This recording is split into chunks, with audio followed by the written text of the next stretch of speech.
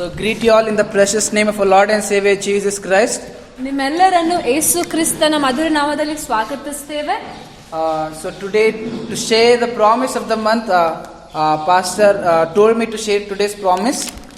ಇವತ್ತಿನ ತಿಂಗಳಿನ ವಾಗ್ದಾನವನ್ನು ಸಾರುವಂತೆ ಪಾಸ್ಟರ್ ನನಗೆ ಹೇಳಿದ್ರು. So let's all turn our Bibles to 1 Chronicles 12th chapter verse 18. ನಾವೆಲ್ಲರೂ ನಮ್ಮ ಬೈಬಲ್ಗಳನ್ನು ಮೊದಲನೇ ಪೂರ್ವಕಾಲ ವೃತ್ತಾಂತ 12ನೇ ಅಧ್ಯಾಯಕ್ಕೆ ತಿರುಗಿಸೋಣ. 18th verse. 18ನೇ ವಚನ, ಮೊದಲನೇ ಪೂರ್ವಕಾಲ ವೃತ್ತಾಂತ 12ನೇ ಅಧ್ಯಾಯ 18ನೇ ವಚನ.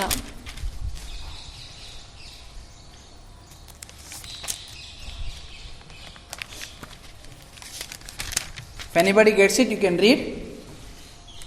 ಯಾರಿಗಾದ್ರೂ ಸಿಕ್ಕರೆ ನೀವು ಓದ್ಬೋದು.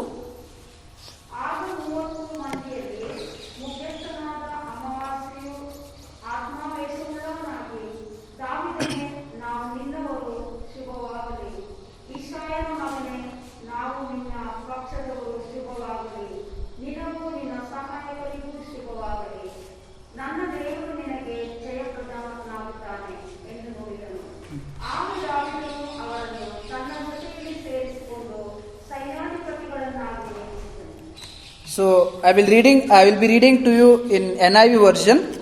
NIV ಇಂದ ಇಂಗ್ಲಿಷ್ ಅಲ್ಲಿ ಓದ್ತೇನೆ. Everybody listen carefully. ಎಲ್ಲರೂ ದಯವಿಟ್ಟು ಇಲ್ಲಿ ಗಮನ ಕೊಟ್ಟು ಕೇಳ್ರಿ. Then the Spirit came on Amasai, chief of the 30, and he said, "We are yours, David. We are with you, son of Jesse. Success to you, and success to those who help you, for your God will help you." So David received them and made them leaders of his raiding bands. So this month God wants to promise you all. ಈ ತಿಂಗಳಲ್ಲಿ ದೇವರು ನಿಮ್ಗೆ ವಾಗ್ದಾನ ಮಾಡ್ಬೇಕಂತ ಬಯಸ್ತಾ ಇದ್ದಾನೆ. Success to you.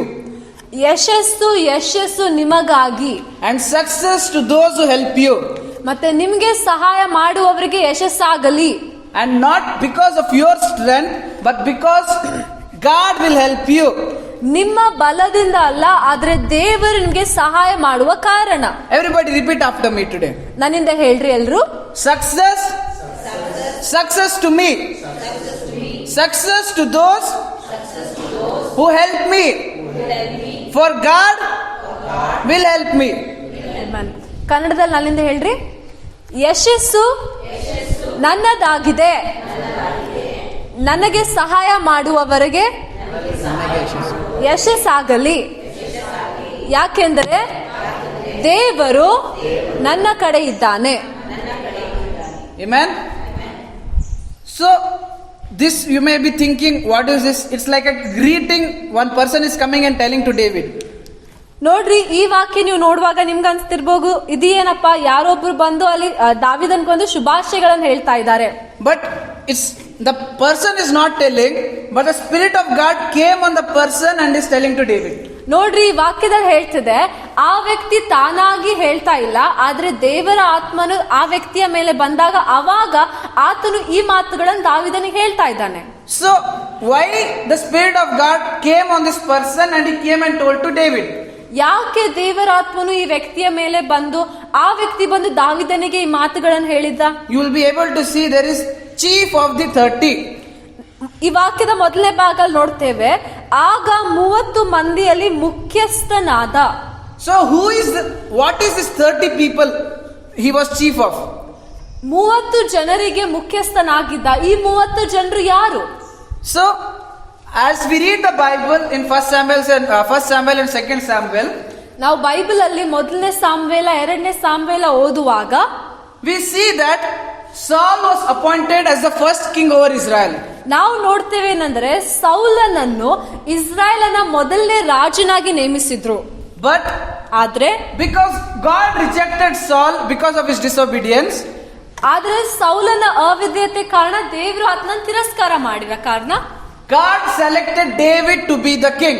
So ಸೌಲನ ಬದಲಾಗಿ ದಾವೀದನನ್ನು ರಾಜನಾಗಿ ಮಾಡಿಸ್ಬೇಕು ಅಂತ ದೇವರು ಆರಿಸಿಕೊಂಡ. A person who is after his own heart. ಆತನ ಹೃದಯಕ್ಕೆ ತಕ್ಕಂತ ವ್ಯಕ್ತಿ. So after Saul came to know David was increasing in fame, David was favored by God, Saul started to hunt down David. ಸೌಲನಿಗೆ ಗೊತ್ತಾಯ್ತು ದಾವಿದನಿಗೆ ದೇವರ ದಯೆ ಇದೆ, ದೇವರು ಆತನ ಜೊತೆಯಲ್ಲಿದ್ದಾನೆ ಅಂತ ಗೊತ್ತಾದಾಗ ಸೌಲನು ದಾವಿದನಿಗೆ ಕೊಲ್ಬೇಕು ಅಂತ ಆತನ ಬೆನ್ ಹತ್ತಿದ್ದ. Almost 10 to 12 places Saul was going behind David to try to kill him. ಕನಿಷ್ಠ ಪಕ್ಷ ಒಂದು 10 ಅಥವಾ 12 ಸ್ಥಳಗಳಲ್ಲಿ ಸೌಲನು ದಾವಿದನನ್ನು ಹಿಂಬಾಲಿಸಿ ಆತನನ್ನು ಸಾಯಿಸಬೇಕು ಅಂತ ಬಯಸ್ತಾ ಇದ್ದ. The 30 people are those 30 people who were with Saul, who were about to kill David. ಇಲ್ಲಿ 30 ಜನ ಅಂತ ಬರ್ದಿದ್ಯಲ್ಲ, ಆ 30 ಜನರು ಯಾರಂದ್ರೆ ಈ 30 ಜನರು ಸೌಲನ ಜೊತೆಯವರು, ಯಾರು ದಾವಿದನಿಗೆ ಕೊಲ್ಬೇಕು ಅಂತ ಬರ್ತಾ ಇದ್ರು. So this promise what we have received is after the death of Saul, after David became the king of Israel. ಈ ವಾಗ್ದಾನ ಯಾವಾಗ ಬರೆಯಲ್ಪಟ್ಟಿದೆ ಅಂದ್ರೆ ಸೌಲನು ಸತ್ತ ಮೇಲೆ, ದಾವಿದನು ಇಸ್ರಾಯೇಲರಿಗೆ ರಾಜನಾದ ಮೇಲೆ. So why is God telling this to David now? ಇವಾಗ ಈ ಮಾತುಗಳನ್ನು ಯಾಕೆ ದೇವರು ದಾವಿದನಿಗೆ ಹೇಳ್ತಾ ಇದ್ದಾರೆ? Because God is telling you may be you got success by Saul was not defeating you, Saul was not killing you, you may have succeeded in that, but there is still lot more things to come. Don't be complacent. ಇಲ್ಲಿ ಯಾಕೆ ದೇವರು ಈ ಮಾತುಗಳನ್ನು ದಾವಿದನಿಗೆ ಹೇಳ್ಬೇಕು ಅಂತ ಬಯಸ್ತಾ ಇದ್ರು ಏನಂದ್ರೆ, ದಾವಿದನಿಗೆ ನೆನ್ಪು ಮಾಡಿಸ್ಬೇಕು ಅಂತ ಬಯಸ್ತಾ ಇದ್ರು ಏನಂದ್ರೆ, ಸೌಲನ್ನು ನಿನಗೆ ಸಾಯಿಸ್ತಾ ಇಲ್ಲ, ಆ ವಿಷಯದಲ್ಲಿ ನಿನ್ ಯಶಸ್ಸನ್ನು ಹೊಂದ್ಕೊಂಡಿದ್ಯಾ ಅದು ನಿಜ, ಆದ್ರೆ ಇವಾಗ ಅದನ್ನೇ ಹೊಂದ್ಕೊಂಡಿದ್ದೇನೆ ಅಂತ ಸೋಮಾರಿ ಆಗ್ಬೇಡ. You may have succeeded in becoming the king and fulfilling the purpose of God of becoming the king. ದೇವರ ಉದ್ದೇಶವಾಗಿರುವುದು ಇಸ್ರಾಯೇಲರಿಗೆ ರಾಜನಾಗಬೇಕು ಅನ್ನೋ ಆ ಉದ್ದೇಶ ಪೂರ್ತಿ ಮಾಡಿದ್ಯಾ ಅದು ನಿಜ, but you have to continue to be the king which God wants you to be. ಆದ್ರೆ ದೇವರು ಬಯಸುವಂತಹ ರಾಜ ಆಗುವುದಕ್ಕೆ ನೀನು ಮುಂದೆ ವರಿಸಬೇಕು. Up till now, today is July 1st. This many days in this year, you might have seen many things coming to pass in our life because of God. ಇವತ್ತು July ತಿಂಗಳಿನ ಮೊದಲನೇ ದಿನ. ಇಲ್ಲಿಯವರೆಗೆ ಕಳೆದ ತಿಂಗಳುಗಳಲ್ಲಿ ನಾವು ಎಷ್ಟೊಂದು ವಿಷಯಗಳನ್ನು ದೇವ್ರ ಮೂಲಕ ಆಗಿರುವ ಕಾರ್ಯಗಳನ್ನು ನೋಡಿರ್ಬೋದು. But today God is telling to you, don't be complacent, because still success is there with you. You can still go further. ಆದ್ರೆ ಇವತ್ತು ದೇವ್ರು ನಿಮ್ಗೆ ಒಂದ್ ಮಾತು ಹೇಳ್ಬೇಕು ಅಂತ ಬಯಸ್ತಾ ಇದ್ದಾನೆ, ಇಷ್ಟರ ಮಟ್ಟಿಗೆ ತೃಪ್ತರಾಗಬೇಡ್ರಿ, ಇನ್ನು ಬಹಳಷ್ಟು ಇದೆ, ಇನ್ನು ಮುಂದೆ ಮಾಡುವಂತ ಕಾರ್ಯಗಳಿವೆ.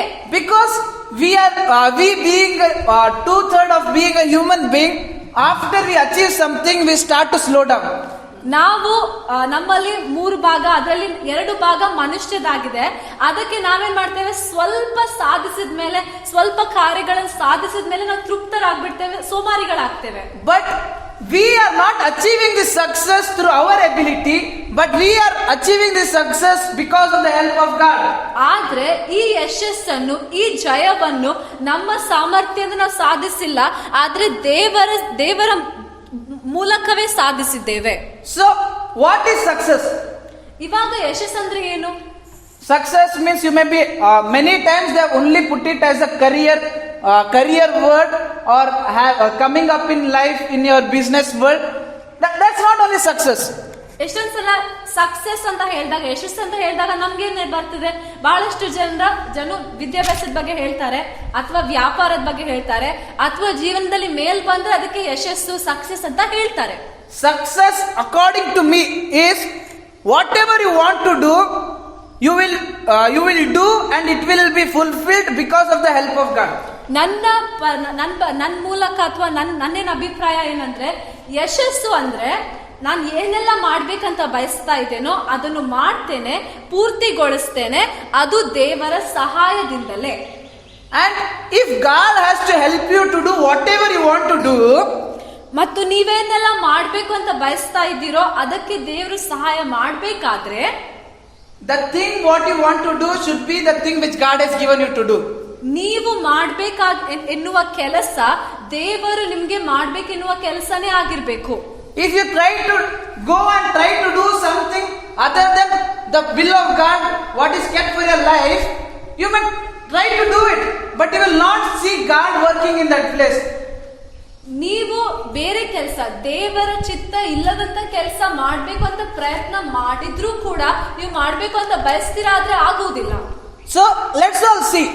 ನಾವು ಇವಾಗ ನೋಡ್ಕೊಳ್ಳೋಣ, how can we achieve this success which God has kept for us, which God has promised us with the help of God. ಇವತ್ತು ನಾವು ನೋಡೋಣ ನಮಗಾಗಿ ದೇವರಿಟ್ಟಿರುವ ಈ ಯಶಸ್ಸನ್ನು ದೇವರ ಸಹಾಯದಿಂದ ನಾವು ಹೇಗೆ ಸಾಧಿಸಬಹುದು. Let's all turn our Bibles to Romans 12 chapter verse 1 and 2. ನಾವು ನಮ್ಮ ಬೈಬಲ್ಗಳನ್ನು ರೋಮಪುರದವರಿಗೆ 12ನೇ ಅಧ್ಯಾಯಕ್ಕೆ ತಿರುಗಿಸೋಣ. 1-2 ರೋಮ 12:1-2.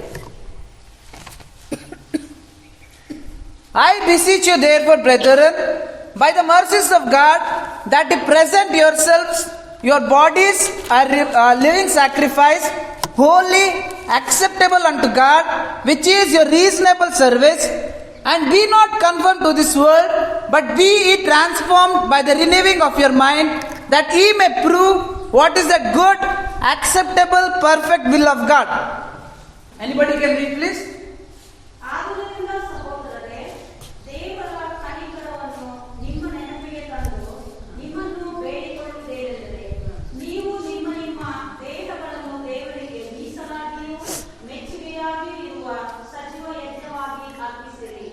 ಇದೇ ನಿಮ್ಮ ವಿವೇಕಪೂರ್ವಕವಾದ ಆರಾಧನೆ. Amen. So here we always the scripture which we always refer to proving the will of God. ಈ ವಾಕ್ಯವು ನಾವು ಯಾವಾಗಲೂ ನೋಡುವಂತ ವಾಕ್ಯವಾಗಿದೆ. ಏನಂದ್ರೆ ದೇವರ ಚಿತ್ತ ಅಂದ್ರೆ ಏನು ಅಂತ ಸಾಬೀತ್ ಮಾಡುವುದಕ್ಕಾಗಿ.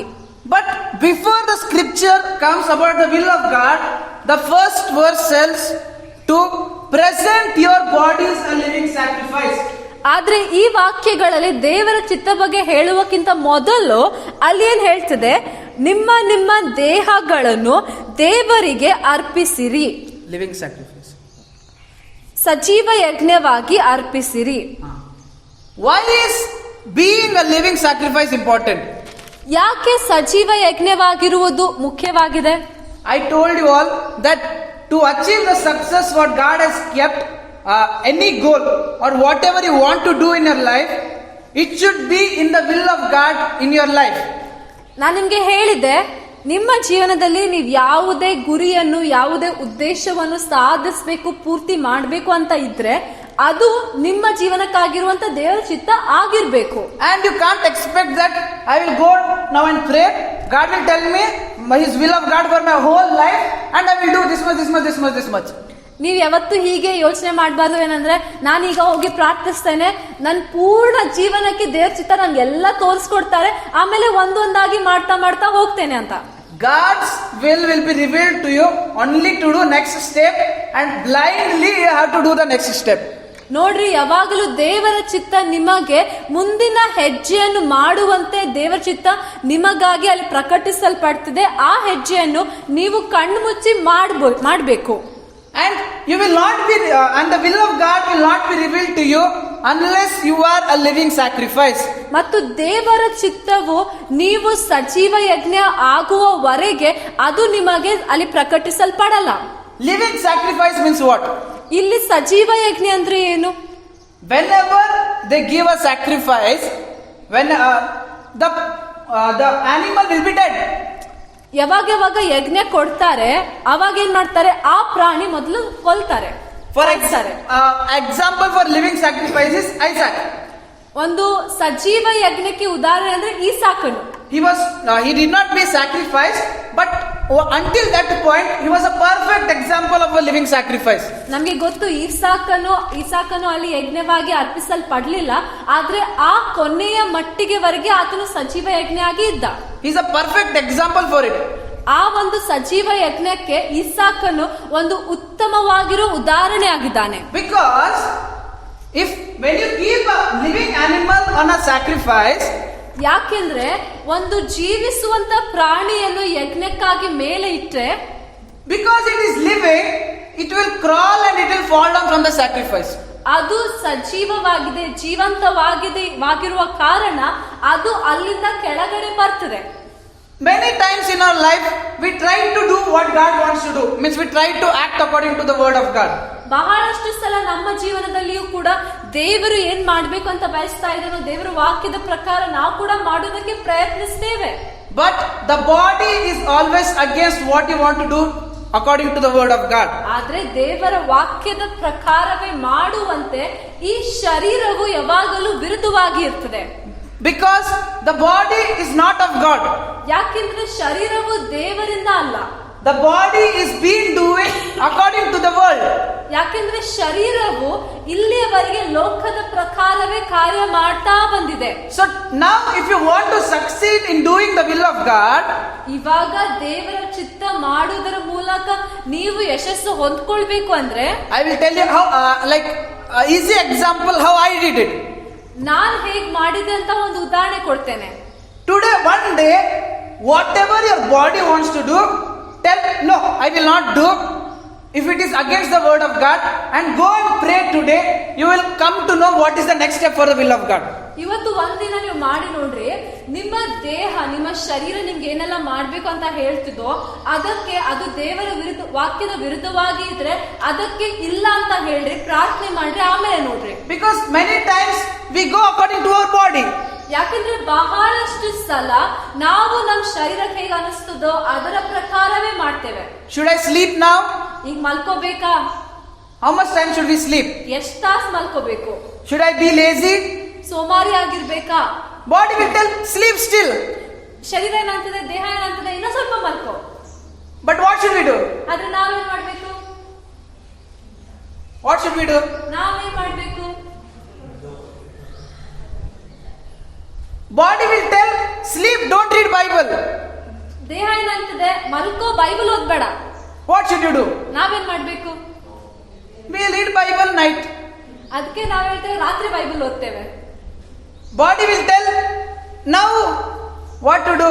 Go outside for some work. ದೇಹ ಏನಂತದೆ, ಹೊರಗಡೆ ಸ್ವಲ್ಪ ಕೆಲಸಕ್ಕಾಗಿ ಹೋಗು. But without reading Bible, without praying, if you go, you will not be fruitful in what you do. ಆದ್ರೆ ಬೈಬಲ್ ಓದ್ಲಾರ್ದೆ, ಪ್ರಾರ್ಥನೆ ಮಾಡ್ಲಾರ್ದೆ ಹೊರಗಡೆ ಹೋದ್ರೆ ನೀವು ಮಾಡುವಂತ ಕಾರ್ಯಗಳಲ್ಲಿ ಸಫಲರಾಗಿರುವುದಿಲ್ಲ. Because if you enter outside your house without knowing what God wants you to do that time, you will be clueless. How the day goes, like that only you will go. ದೇವ್ರು ಆ ದಿನಕ್ಕಾಗಿ ನೀವೇನ್ ಮಾಡ್ಬೇಕು ಅಂತ ಬಯಸ್ತಾ ಇದ್ದಾರೆ ಅಂತ ತಿಳಿಲಾರ್ದೆ ನೀವು ಹೊರಗಡೆ ಹೋದ್ರೆ ನಿಮ್ ದಿನ ಹಾಗೇನೆ ಹೋಗ್ತಿದೆ, ನಿಮ್ಗೆ ಏನು ಗೊತ್ತಿರಲ್ಲ.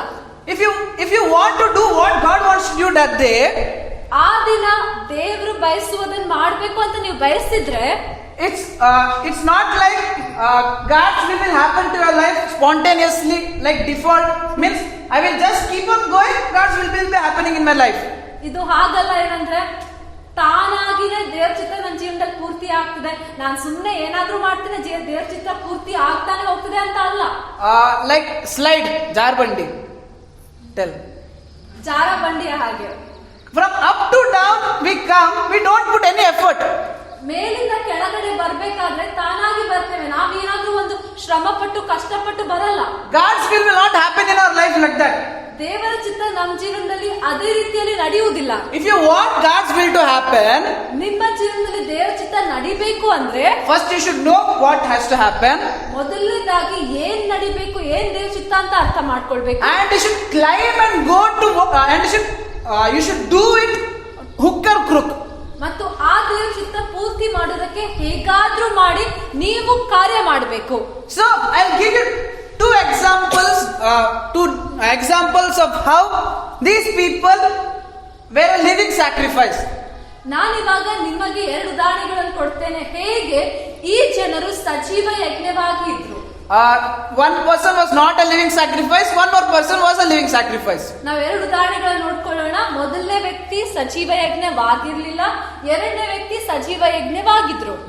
Don't turn your Bible, I will just tell the story to you all. ನೀವು ಬೈಬಲ್ ತಿರುಗಿಸ್ಬೇಡಿ, ನಾನೇ ಕತೆ ಹೇಳ್ತೇನೆ ಕೇಳ್ರಿ.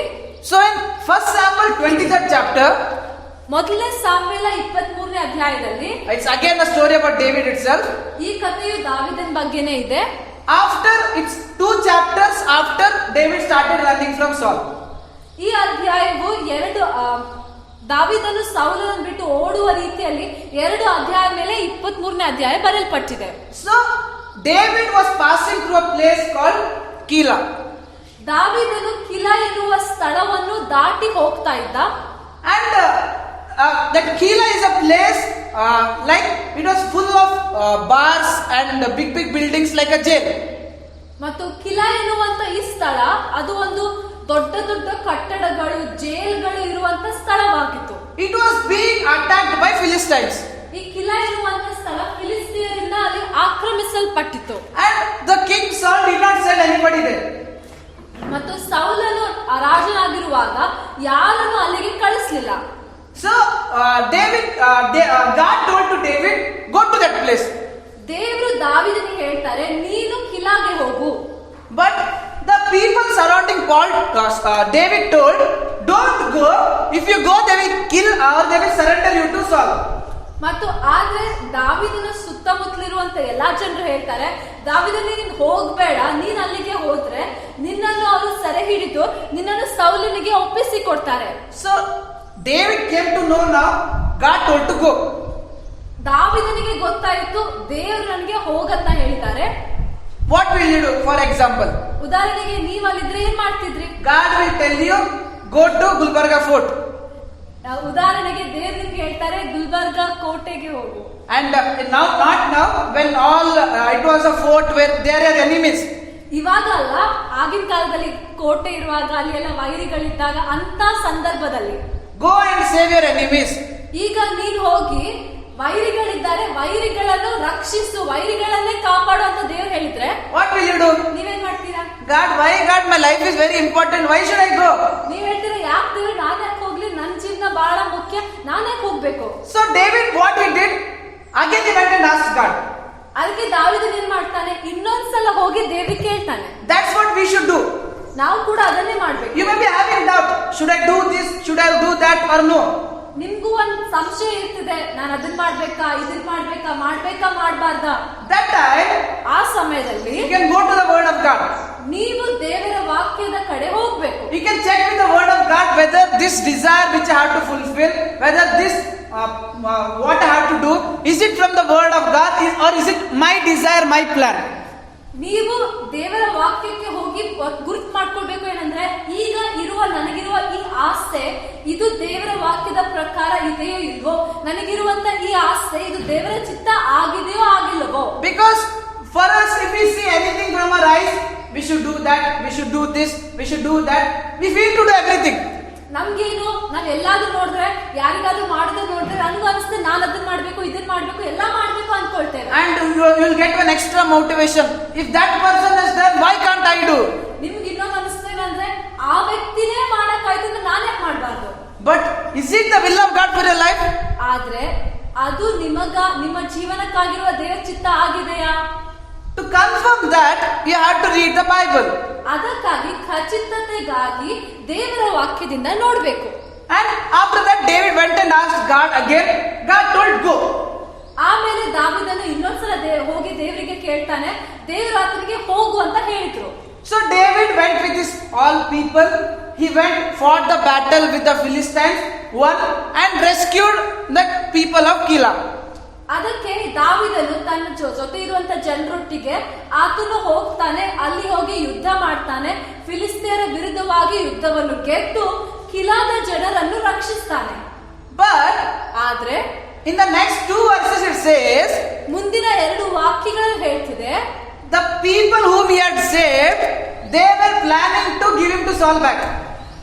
ಆತನು ಯಾವ ಜನರನ್ನು ರಕ್ಷಿಸಿದ್ನಲ್ಲ ಆ ಜನರು ತಾವೇ ಇವನನ್ನು ಸೌಲನಿಗೆ ಹೋಗಿ ಒಪ್ಪಿಸ್ಕೊಡ್ಬೇಕು ಅಂತ ಬಯಸ್ತಾ ಇದ್ರು. And that time David is going and asking God, did you know they were going to surrender me back? ಅದಕ್ಕೆ ಆ ಸಮಯದಲ್ಲಿ ದಾವೀದನು ಹೋಗಿ ದೇವರಿಗೆ ಹೇಳ್ತಾನೆ, ದೇವ್ರೆ, ಈ ಜನರು ನಾನು ರಕ್ಷಿಸಿರುವಂತ ಈ ಜನರು ನನ್ನನ್ನು ಹೋಗಿ ಸೌಲನಿಗೆ ಒಪ್ಪಿಸಿ ಕೊಡ್ತಾರೆ ಅಂತ ನಿನಗೆ ಗೊತ್ತಿತ್ತಾ ದೇವ್ರೆ? And God is telling, yes, I know they would kill you. ಅಲ್ಲಿ ದೇವ್ರು ಹೇಳ್ತಿದ್ರೆ ನನಗೆ ಗೊತ್ತಿತ್ತು, ಹೌದು ನನಗೆ ಗೊತ್ತಿತ್ತು ನಿನಗೆ ಅಲ್ಲಿ ಕೊಲ್ತಾರೆ ಅಂತ. And that time God told for David to go away from there. ಆವಾಗ ದೇವರು ದಾವೀದನಿಗೆ ಹೇಳ್ತಾರೆ, ಆ ಸ್ಥಳವನ್ನು ಬಿಟ್ಟು ಹೋಗು. But that though David thought it was nothing profitable from that, ಈ ದಾವೀದನು ಮಾಡಿರುವಂತ ಈ ಕಾರ್ಯದಿಂದ ಆತನಿಗೆ ಏನು ಲಾಭ ಆಗ್ಲಿಲ್ಲ ಅಂತ ಅನ್ಸಿದ್ರು ಕೂಡ I feel he proved to God, whatever you tell to do, I will do, no questions for that. ನನಗನಿಸ್ತದೆ ಆತನು ಈ ಒಂದು ಕಾರ್ಯವನ್ನು ಮಾಡುವ ಮೂಲಕ ಆತನು ದೇವರಿಗೆ ಸಾಬೀತುಪಡಿಸಿದ, ದೇವ್ರೆ ನೀ ನನಗೆ ಏನ್ ಕೇಳಿದ್ರು ನಾನು ಮಾಡ್ತೇನೆ, ಪ್ರಶ್ನೆ ಕೇಳಲಾರ್ದೇನೆ ಮಾಡಿ ಮುಗಿಸ್ತೇನೆ. And that was the first time when David fought for Israel against the enemies and proved that he could be a king for Israel. ಆ ಮೊದಲನೇ ಸ್ಥಳವಾಗಿತ್ತು ಎಲ್ಲಿ ದಾವೀದನು ಇಸ್ರಾಯೇಲ್ ಜನರ ಪರವಾಗಿ ಹೋಗಿ ಯುದ್ಧ ಮಾಡಿ ಆತನು ರಾಜನಾಗಬಹುದು ಅಂತ ಸಾಬೀತುಪಡಿಸಿದ. So now you all may be thinking, many times God told me to do something, I did not do. ನೀವು ಯೋಚನೆ ಮಾಡ್ತಾ ಇರ್ಬೋದು, ಎಷ್ಟೊಂದ್ ಸಲ ದೇವ್ರು ನನಗೆ ಏನೇನೋ ಕಾರ್ಯ ಮಾಡು ಅಂತ ಹೇಳಿದ್ರೆ ನಾನು ಮಾಡ್ಲಿಲ್ಲ. Many times God told to do this, I thought, why to take a risk, I went according to the body. ನೀವು ಯೋಚನೆ ಮಾಡ್ತಿರ್ಬೋದೇನಂದ್ರೆ, ಎಷ್ಟೊಂದ್ ಸಲ ದೇವ್ರು ನನಗೆ ಅದನ್ನು ಮಾಡಿ ಇದನ್ನು ಮಾಡಂತ ಹೇಳಿದ್ರು, ನಾನು ಯೋಚನೆ ಮಾಡಿದೆ ಯಾಕಪ್ಪ ರಿಸ್ಕ್ ತಗೊಳ್ಳಿ ಅಂತ ನನ್ನ ದೇಹದ ಜೊತೆನೆ ಹೋದೆ. You may be thinking, if I might have done that, I would have succeeded with the help of God. I would have done something which no one could have done. ನೀವು ಇವಾಗ ಯೋಚನೆ ಮಾಡ್ತಾ ಇರ್ಬೋದು, ಆ ಸಮಯದಲ್ಲಿ ನಾನು ಆ ಕಾರ್ಯವನ್ನು ಮಾಡಿದ್ರೆ ನಾನು ಯಶಸ್ಸನ್ನು ಹೊಂದ್ಕೊಳ್ಬಹುದು, ಭವಿಷ್ಯ ದೇವರ ಸಹಾಯದಿಂದ ಯಶಸ್ಸನ್ನು ಹೊಂದ್ಕೊಂಡಿರ್ಬೋದು. But ಆದ್ರೆ David was a plan B for Israel. ಅರ್ಥ ಮಾಡ್ಕೊಳ್ರಿ, ದಾವೀದನು ಇಸ್ರಾಯೇಲರಿಗೆ ಎರಡನೇ ಪ್ಲಾನ್ ಆಗಿದ್ದ. He was not the first king for Israel. ನೆನ್ಪಿಟ್ಕೊಳ್ರಿ, ದಾವೀದನು ಇಸ್ರಾಯೇಲನಿಗೆ ಮೊದಲನೇ ರಾಜ ಆಗಿರ್ಲಿಲ್ಲ. Means Saul rejected God. ಸೌಲನು ದೇವರನ್ನು ತಿರಸ್ಕರಿಸಿದ. Means that's another part. That when people of Amalekites came to attack Israel, ಯಾವಾಗ ಅಮಲೇಕ್ಯರ ಜನರು ಬಂದು ಇಸ್ರಾಯೇಲರನ್ನು ಆಕ್ರಮಿಸಬೇಕು ಅಂತ ಬಯಸಿದ್ರು, that time Samuel was not there. He was delayed. ಅವಾಗ ಸಾಮ್ಯೇಲ್ ಇರ್ಲಿಲ್ಲ. God told Saul to win the battle. ದೇವರು ಸೌಲನಿಗೆ ಹೇಳಿದ್ರು, ಅವನು ಯುದ್ಧವನ್ನು ಗೆಲ್ತು ಬಾ. But God did not tell Saul to give a sacrifice before the battle. ಆದ್ರೆ ಆ ಯುದ್ಧಕ್ಕಿಂತ ಮೊದಲು ಒಂದು ಯಜ್ಞವನ್ನು ಅರ್ಪಿಸಬೇಕು ಅಂತ ದೇವರು ಸೌಲನಿಗೆ ಹೇಳಲೇ ಇಲ್ಲ. So he went and he went against the will of God and did according to his ability. ಸೌಲನು ದೇವರ ಚಿತ್ತಕ್ಕೆ ವಿರುದ್ಧವಾಗಿ ಹೋಗಿ ತನ್ನ ಸಾಮರ್ಥ್ಯದಿಂದ ಮಾಡಿದ. He did not take the help of God to win the battle. ಆ ಒಂದು ಯುದ್ಧವನ್ನು ಗೆಲ್ಲುವಂತೆ ದೇವರ ಸಹಾಯವನ್ನು ತಗೊಳ್ಳೇ ಇಲ್ಲ. So God rejected Saul, who was the first king of Israel. ಆದ ಕಾರಣವೇ ದೇವರು ಇಸ್ರಾಯೇಲರಿಗೆ ಮೊದಲನೇ ಅರಸನಾಗಿರುವಂತ ಸೌಲನನ್ನು ತಿರಸ್ಕಾರ ಮಾಡಿದ್ರು. It's not that God decided already. God knew already Saul would reject him. So David. So because of that, David was selected. ಇದು ಹಾಗಲ್ಲ. ಏನಂದ್ರೆ ದೇವರಿಗೆ ಮೊದಲೇ ಗೊತ್ತಿತ್ತು ಸೌಲನ್ ತಪ್ಪು ಮಾಡ್ತಾನೆ ಅಂತ, ಅದಕ್ಕಾಗಿ ದಾವಿದನಿಗೆ ಇನ್ನೊಬ್ಬ ರಾಜನಾಗಿ ಅವಾಗಲೇ ನಿರ್ಧಾರ ಮಾಡಿದ್ರು ಅಂತ ಅಲ್ಲ. But ಆದ್ರೆ even though if you have missed God's plan, ನೀವು ದೇವರ ಉದ್ದೇಶವನ್ನು ಯೋಜನೆಯನ್ನು ತಪ್ಪಿಸಿಕೊಂಡಿದ್ರು ಕೂಡ you are having a second chance. ನಿಮಗೂ ಒಂದು ಎರಡನೇ ಅವಕಾಶ ಇದೆ. And the second chance, the plan B of God for your life is far more better than plan A of your life.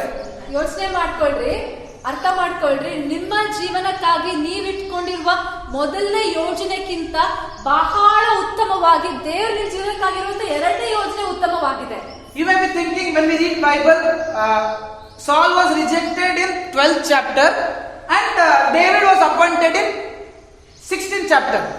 Bible ಓದುವಾಗ 12ನೇ ಅಧ್ಯಾಯದಲ್ಲಿ ಸೌಲನನ್ನು ದೇವರು ತಿರಸ್ಕಾರ ಮಾಡಿದ್ರು, 16ನೇ ಅಧ್ಯಾಯದಲ್ಲಿ ದಾವೀದನನ್ನು ಆರಿಸಿಕೊಂಡರು. So only 4 chapters, no?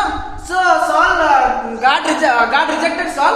That time only David was there, so God selected David. 4ನೇ ಅಧ್ಯಾಯ ಅಲ್ಲ, ಅದಕ್ಕಾಗಿ ಮೊದಲು ದೇವರು ಸೌಲನ್ನು ತಿರಸ್ಕಾರ ಮಾಡಿದ್ರು, ಆಮೇಲೆ ಅಲ್ಲಿ ಸೌಲನ್ನು ತಿರಸ್ಕಾರ ಮಾಡಿದ್ರು, ದಾವೀದನು ಅಲ್ಲೇ ಎಲ್ಲೋ ಇದ್ದ, ಅದಕ್ಕೆ ದಾವೀದನನ್ನು ಆರಿಸಿ ರಾಜನಾಗಿ ಮಾಡಿದ್ರು. It's not like that. It's not like that. ಹಾಗಲ್ಲ. Saul committed his mistake when he was second year as a king. ಸೌಲನು ಅರಸನಾಗಿದ್ದ 2ನೇ ವರ್ಷದಲ್ಲಿಯೇ ತಪ್ಪನ್ನು ಮಾಡಿದ. It was 8 years before David was born. ದಾವೀದನು ಹುಟ್ಟೋಕ್ಕಿಂತ 8 ವರ್ಷ ಮೊದಲೇ ಆತನ ತಪ್ಪು ಮಾಡ್ದ. So before David was born into this world, God had a plan for him to be the king of Israel, a man after his own heart. ದಾವೀದನು ಈ ಲೋಕದಲ್ಲಿ ಹುಟ್ಟೋಕ್ಕಿಂತ ಮೊದಲೇ ಆತನು ಇಸ್ರಾಯೇಲಿಗೆ ರಾಜನಾಗಿರ್ಬೇಕು ಅಂತ ದೇವ್ರ ಚಿತ್ತ ಆಗಿತ್ತು. So if Saul might have not committed the mistake, he would have been a king and his descendants would have been a king. ಸೌಲನು ತಪ್ಪು ಮಾಡೇ ಇರ್ಲಿಲ್ಲ ಅಂದ್ರೆ ಸೌಲನೇ ರಾಜ ಆಗಿರ್ತಿದ್ದ, ಸೌಲನ ಸಂತತಿಯವರೇ ರಾಜ ಆಗಿರ್ತಿದ್ರು. So what I want to tell today, ನಾನು ಇವತ್ತು ಏನ್ ಹೇಳ್ಬೇಕಂತ ಬಯಸ್ತಾ ಇದ್ದೇನೆ, God's will for your life will be revealed to you. ನಿಮ್ಮ ಜೀವನಕ್ಕಾಗಿರುವಂತ ದೇವರ ಚಿತ್ತ ನಿಮ್ಗೆ ಪ್ರಕಟಿಸಲ್ಪಡ್ತದೆ. But ಆದ್ರೆ for that we have to be a living sacrifice. ಅದಕ್ಕಾಗಿ ನೀವು ಸಜೀವ ಯಜ್ಞವಾಗಿರ್ಬೇಕು. What living sacrifice means what? ಸಜೀವ ಯಜ್ಞ ಅಂದ್ರೆ ಏನು? Telling no to your body and doing what the word of God says and what God says. ನಿಮ್ಮ ದೇಹಕ್ಕೆ ಇಲ್ಲ ಅಂತ ಹೇಳಿ ದೇವರ ವಾಕ್ಯ ಏನ್ ಹೇಳ್ತದೋ, ದೇವರೇನ್ ಹೇಳ್ತಾನೋ ಅದನ್ನೇ ಮಾಡುವಂಥದ್ದು. So in the Old Testament, prophet is to come and tell, or Spirit of God is to come on one person and tell, go and do this. ಹಳೆ ಒಡಂಬಡಿಕೆಯಲ್ಲಿ ಪ್ರವಾದಿ ಬಂದು ಹೇಳ್ತಾ ಇದ್ರು ಇದನ್ನು ಮಾಡ್ರಿ, ಅಥವಾ ದೇವರ ಆತ್ಮನು ಬಂದು ಹೇಳ್ತಾ ಇದ್ರು ಇದನ್ನು ಮಾಡ್ರಿ ಅಂತ. But there is one more manner in which we can identify what's the will of God for us. ಆದ್ರೆ ನಮ್ಮ ಜೀವನಕ್ಕಾಗಿರುವಂತ ದೇವರ ಚಿತ್ತ ಏನು ಅಂತ ಇನ್ನೊಂದು ರೀತಿಯಲ್ಲಿ ನಾವು ಅರ್ಥ ಮಾಡ್ಕೊಳ್ಬಹುದು. And it's very one more easier manner. ಬಹಳ ಸುಲಭವಾದ ರೀತಿಯಲ್ಲಿ ಅರ್ಥ ಮಾಡ್ಕೊಳ್ಬಹುದು. When you are being a living sacrifice, ಯಾವಾಗ ನೀವು ಸಜೀವ ಯಜ್ಞವಾಗಿರ್ತೀರೋ, let's turn our Bibles to Psalms 37 verse 4. ನಾವು ನಮ್ಮ ಬೈಬಲ್ಗಳನ್ನು ಕೀರ್ತನೆ 37ನೇ ಅಧ್ಯಾಯ 4ನೇ ವಾಕ್ಯಕ್ಕೆ ತಿರುಗಿಸೋಣ. ಕೀರ್ತನೆ 37ನೇ ಅಧ್ಯಾಯ 4ನೇ ವಾಕ್ಯ.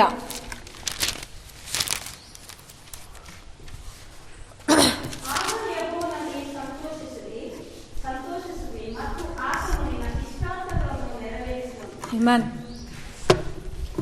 So here it tells, delight thyself also in the Lord, and he shall give thee the desires of thine heart. ಆಗ ಯೆಹೋವನಲ್ಲಿ ಸಂತೋಷಿಸುವಿ, ಆತನು ನಿನ್ನ ಇಷ್ಟಾರ್ಥಗಳನ್ನು ನೆರವೇರಿಸುವನು. Actually, the original translation says, delight yourself in the Lord, and he will put the desires in your heart. ಆದ್ರೆ ಇಲ್ಲಿ ನಿಜವಾಗಿರುವಂತ ತರ್ಜುಮೆ ಏನ್ ಹೇಳ್ತಿದ್ದಾನೆ ಅಂದ್ರೆ, ಯೆಹೋವನಲ್ಲಿ ಸಂತೋಷಿಸಿರಿ, ಆತನು ದೇವರ ಆಸೆ ನಿಮ್ಮಲ್ಲಿ ಹಾಕ್ತಾನೆ. So when you are telling no to your body, ಯಾವಾಗ ನೀವು ನಿಮ್ಮ ಶರೀರಕ್ಕೆ, ದೇಹಕ್ಕೆ ಇಲ್ಲ ಅಂತ ಹೇಳ್ತೀರೋ, and when you are walking according to the word of God, ಮತ್ತು ದೇವರ ವಾಕ್ಯದ ಪ್ರಕಾರ ನಡೀತೀರೋ, I can give you 100% assurance, ನಾನ್ ನಿಮ್ಗೆ 100% ಖಚಿತವಾಗಿ ಹೇಳ್ತೇನೆ, whatever desire comes in your heart is the will of God for your life. ಆವಾಗ ನಿಮ್ಮ ಹೃದಯದಲ್ಲಿ ಬರುವಂತ ಯಾವುದೇ ಆಸೆ ಅದು ನಿಮಗಾಗಿ ದೇವರ ಆಸೆ ಆಗಿರ್ತದೆ. Because a person who is a living sacrifice, who is walking according to the word, ಯಾಕೆಂದ್ರೆ ಯಾವ ವ್ಯಕ್ತಿ ಸಜೀವ ಯಜ್ಞವಾಗಿರ್ತಾನೋ, ದೇವರ ವಾಕ್ಯದ ಪ್ರಕಾರ ನಡೀತಾನೋ, he will not have normal desires. ಯಾಕೆ ಆತನಲ್ಲಿ ಸಾಮಾನ್ಯವಾಗಿರುವಂತ ಆಸೆಗಳು ಇರುವುದಿಲ್ಲ. He will have the desires which can be only fulfilled with the help of God. ಆತನಲ್ಲಿ ಇಂತಹ ಆಸೆಗಳು ಮಾತ್ರ ಇರ್ತವೆ, ಯಾವುದು ದೇವರ ಸಹಾಯದಿಂದಲೇ ಪೂರ್ತಿ ಆಗ್ಬಹುದು. So if today you might be thinking, am I having a desire which can only be fulfilled by God? ಇವತ್ತು ನೀವು ಯೋಚನೆ ಮಾಡ್ತಾ ಇರ್ಬೋದು, ನನ್ನ ಹೃದಯದಲ್ಲಿ ಯಾವುದೇ ಆಸೆ ಇದೆಯಾ, ಯಾವುದು ದೇವರ ಸಹಾಯದಿಂದಲೇ ಅದು ಪೂರ್ತಿ ಆಗ್ತದೆ. Go back to our house today and see, ಇವತ್ತು ಮನೆಗೆ ಹೋಗಿ ನೋಡ್ರಿ, God, what should I do? ದೇವ್ರಿಗೆ ಕೇಳಿ, ದೇವ್ರ ನಾನು ಏನ್ ಮಾಡ್ಲಿ? Because if you know what to do, you will see the success what he has kept for you. ಏನ್ ಮಾಡ್ಬೇಕು ಅಂತ ತಿಳಿದಾಗ ದೇವ್ರು ನಿಮ್ಗಾಗಿ ಇಟ್ಟಿರುವಂತ ಯಶಸ್ಸನ್ನು ನೀವು ಹೊಂದ್ಕೊಳ್ತೀರಾ. Because God has promised success to you and success to those who help you, because God will help you.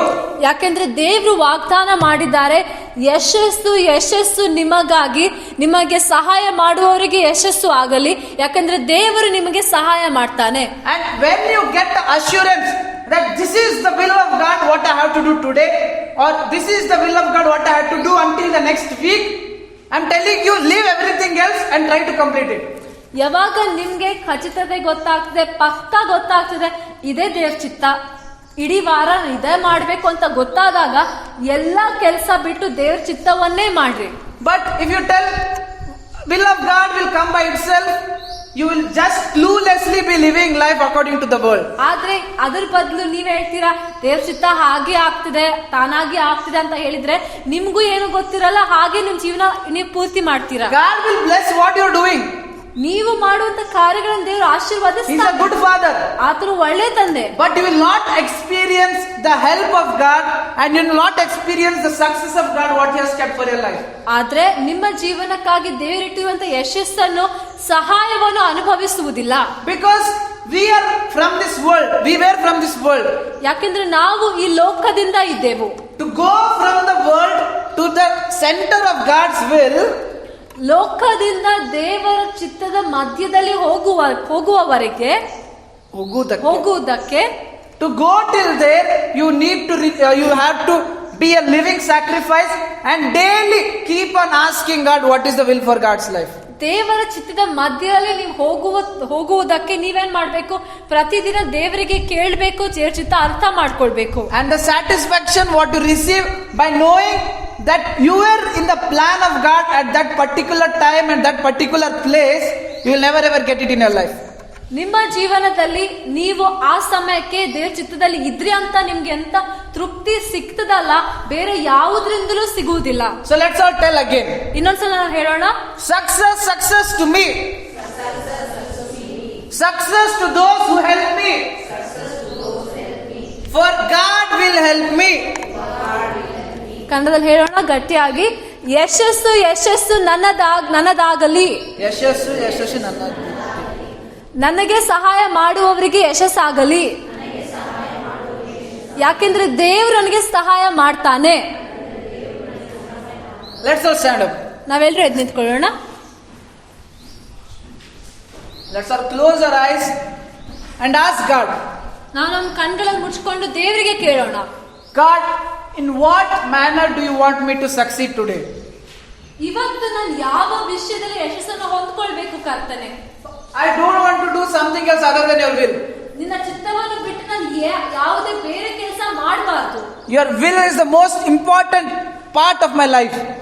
ನನ್ನ ಜೀವನದಲ್ಲಿ ಚಿತ್ತವೇ ಬಹಳ ಪ್ರಾಮುಖ್ಯವಾಗಿರುವ ಭಾಗ. Everybody, just a minute. ಪ್ರತಿಯೊಬ್ಬರು 1 ನಿಮಿಷ ತಗೊಳ್ರಿ. If you have missed anything, don't worry.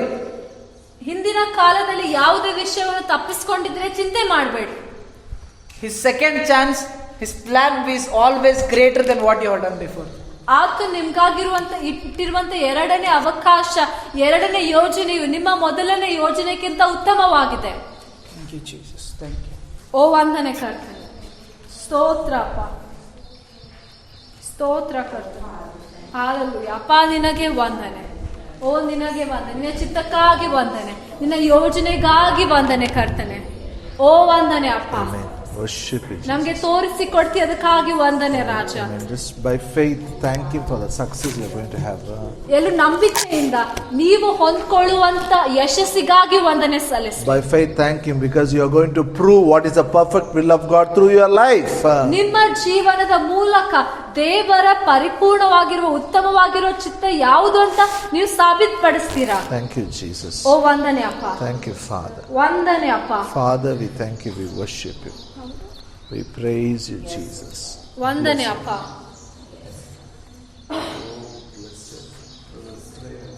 Got your time to come, right?